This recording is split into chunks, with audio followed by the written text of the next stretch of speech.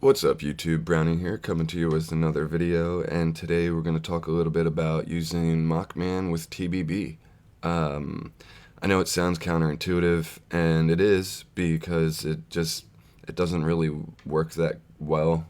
I'm going to show you the only way that I have found to make it work, and you, before you even try it, you need to have a Mockman that is super bursty. And I know Mockman's bursty to begin with, but he needs to really be able to do some damage and fast. You're not going to have time to ramp up your damage in this kind of a setup.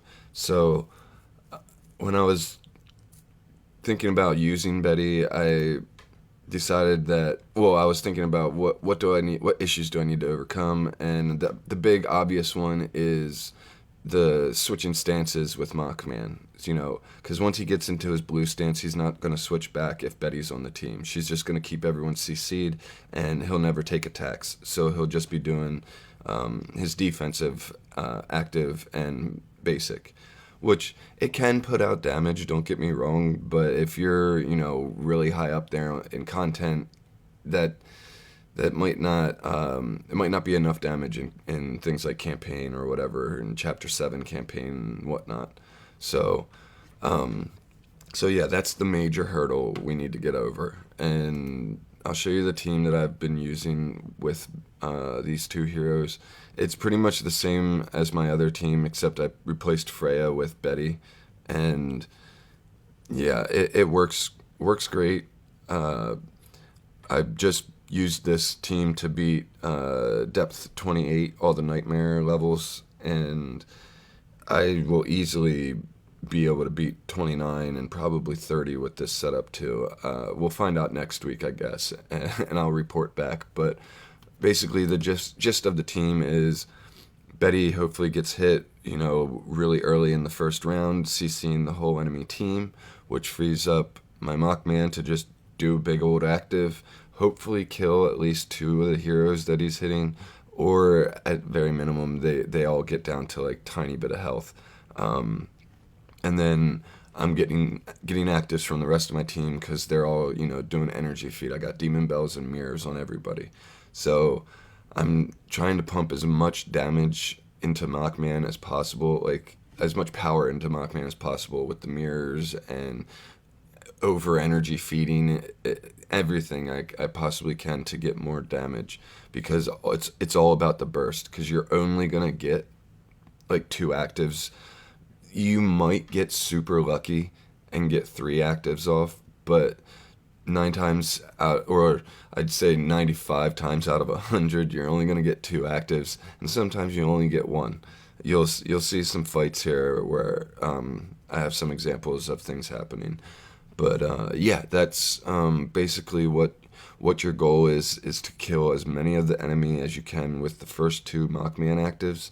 Then he's going to switch stances, and it's all up to how many you've killed, and if you have if 13 rounds is enough for your Mockman to clear it all out. Or, you know, he gets support from other heroes like Betty, or not Betty, DGN is another hero I really want to talk about. She'll get plenty of kills on those heroes that are left. She can chunk down health bars with her active. It gets pretty crazy. So yeah, that's about it, I think, for the team here. I just wanted to show you guys what the team was, and really just the whole goal of the team. And it's not anything crazy complicated or, you know, out there in the theory craft world. Like, it's very, like, anybody could have come up with this. I'm sure tons of people have already done this. But anyway, let's take a look at these tower fights, and yeah, I'll see you guys in a sec. Okay, so let's take a look at this first fight here. We got 2 Asmodels, 2 Andreas, a Fiona, and an Ignis. We're gonna get rid of the holy damage because, I mean, the other 2 aren't really that big of a deal. Now, one thing I need to mention: this team, all the supports have crowns on at the moment. I hadn't done the energy feed yet with the demon bells and mirrors, so I'll tell you when I switch to that setup.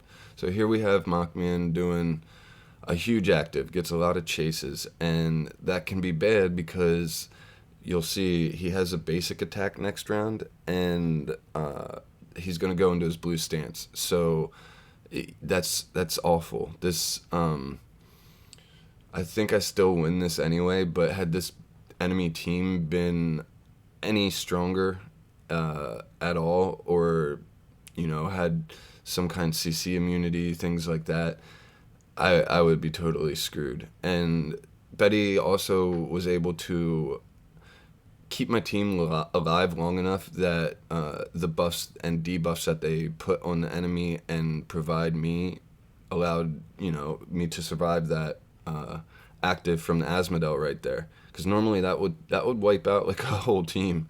It's pretty crazy. So yeah, that's another bonus that Betty can bring to the table, is allowing your team some rounds at the beginning of the fight to build up some defensive things and whatnot, and get some debuffs out on the enemies. So here we have 4 Homes and 2 Freyas. This can be a very, very annoying wave, and we are still using the crown setup on the supports. So yeah, here we have see, look at the core. That was crazy. Very crappy active from Mockman, in my opinion. He didn't kill anything, and he only got him to like half health. Not the best round in it. And yeah, now she's dead. So this is where I would need another Mockman active, not a basic attack, because yeah, see, it's just not enough. I need to have the 2 actives back to back. Now I switched to energy feed here. So from here on, these next 2 fights, the whole team has energy feed for Mockman. Now we're gonna hope Betty gets hit here by this Freya, so we don't have to deal with too many of the Homes count or potions. And there we got the core CC.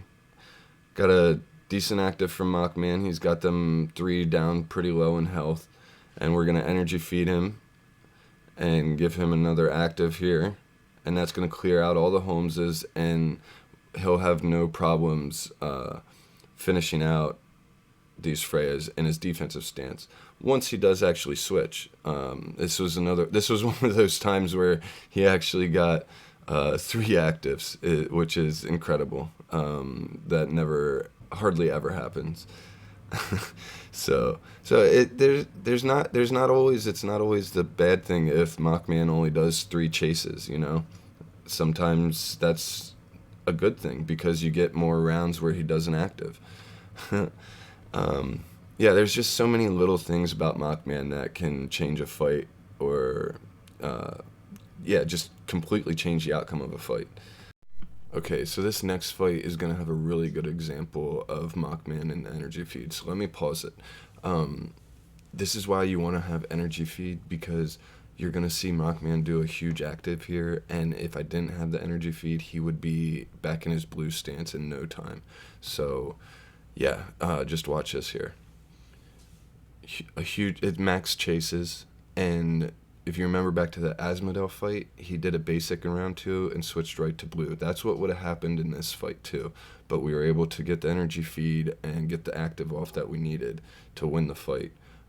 Because if he'd killed Annabelle with his basics, he wouldn't be able to do his active anymore. So anyway, hope you guys enjoyed this one. Please like and subscribe. See you in the next one.